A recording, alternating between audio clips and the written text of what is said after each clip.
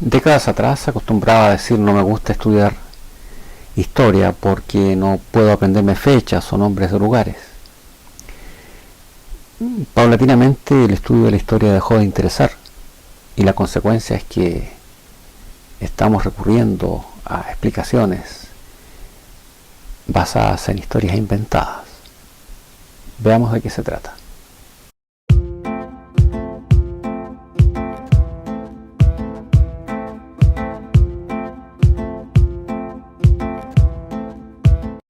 Uno de los impulsos más naturales del hombre en toda época y sociedad es pensar que lo que a uno le sucede por primera vez y que la solución que encontramos es única y la mejor.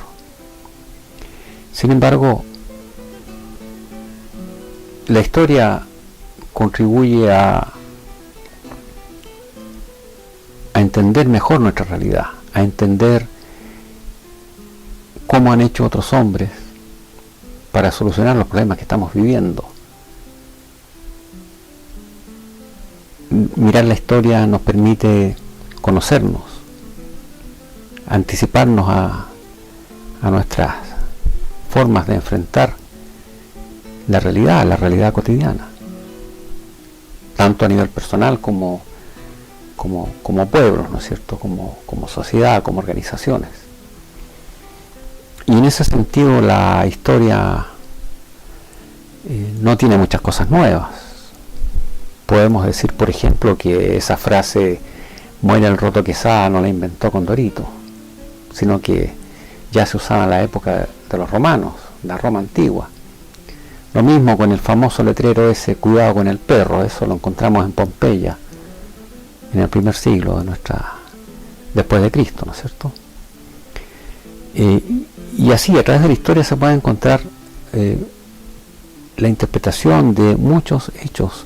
Hoy día cuando se compra un vehículo y se hace un contrato de compra-venta, ese contrato es prácticamente el mismo que se usaba en Roma hace más de 2000 años.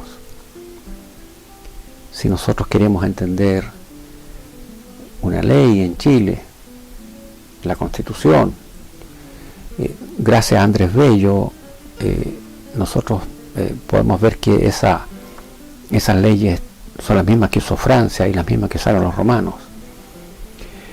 Entonces, la historia satisface una necesidad natural de conocer cómo enfrentar la realidad. Pero ¿qué ha pasado cuando ya no tenemos esa herramienta a la cual recurrir para interpretar la realidad? Comenzamos a buscar alternativas. Primero, por ejemplo, el mundo se explicaba para muchos jóvenes a través de el pensamiento del Chavo del Ocho. Después vinieron los Simpsons, Naruto. Todos esos personajes ficticios empiezan a ayudarnos a interpretar la realidad, porque no podemos tener un mundo vacío sin una explicación, sin un consejo. Entonces no recurrimos a la historia. Y hay un concepto que a mí me parece ha penetrado profundamente, en especial dentro de la juventud, que es el concepto del multiverso. El multiverso es un concepto inventado por las productoras de cómics, ¿ya?, de historietas, en los Estados Unidos, ¿no es cierto? Todas estas historietas que tienen superhéroes. El concepto de multiverso se opone a universo, es decir, varios mundos, varias realidades. Y el ejemplo que se da habitualmente dice, si uno se pone a la entrada de un cine y tiene que escoger entre dos películas. Cuando se escoge una, empieza a ocurrir una realidad en torno a esa película, es decir, yo entro a la sala y veo la película. Pero paralelamente hay un universo adicional que se desarrolla en forma paralela con respecto a la película que escogí no ver. De ese modo, es posible pensar que existen muchas realidades Ese es el concepto de multiverso. Es decir, mientras yo vivo una realidad, existe otra paralela, una o varias. De esa manera es posible que ocurran muchas cosas en muchos espacios y en muchos tiempos. Y en ese entorno, estas compañías productoras de historietas introducen sus personajes, sus superhéroes. Y como es un multiverso, como son varios universos, es posible mezclar fechas y lugares. Y un personaje puede estar en un mundo o en otro. Y mezclarse a gusto de quien está inventando la historia. Son muchos los que hoy día recurren a esa realidad ficticia llamada multiverso para explicar el entorno y ver el mundo como si efectivamente estuviera compuesto por superhéroes y por villanos. Contar con este concepto de multiverso tiene sin duda algunas ventajas.